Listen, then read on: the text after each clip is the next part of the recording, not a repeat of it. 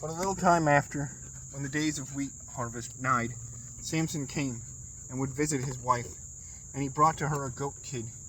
When he would enter into her bed by custom, her father forbade him, and said, I guessed that thou hadst hated her, therefore I gave her to thy friend.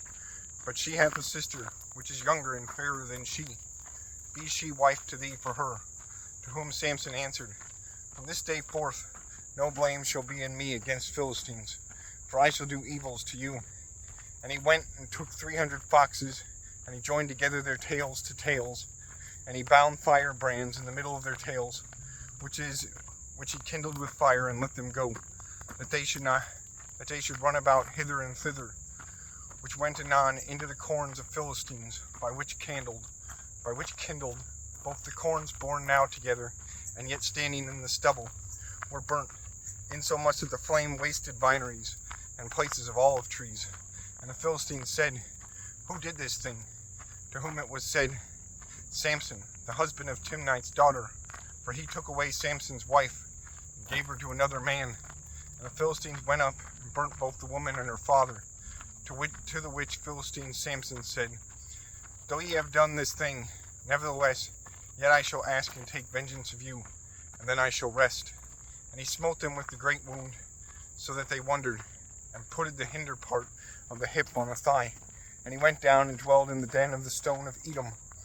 Then the Philistines went up into the land of Judah, and they set tents in the place that was called afterward Lehi, that is, a cheekbone, where their host was spread abroad. And men of the lineage of Judah said to them, Why have ye gone up against us? The which answered, We come that we bind Samson, and yield to him those things the which he wrought against us. Therefore 3,000 men of Judah went down to the den of the flint of Edom, and they said to Samson, Knowest thou not that Philistines command to us, that is, they have lordship on us? Why wouldest thou do this thing to them? To whom he said, As they did to me, so I did to them. They said, We come to bind thee, and to betake thee into the hands of Philistines. To whom Samson answered, Swear ye and promise ye to me, that ye slay not me. And they said, We shall not slay thee, but we shall betake thee bound to them. And they bound him with 2 new cords, and took him from the stone of Edom.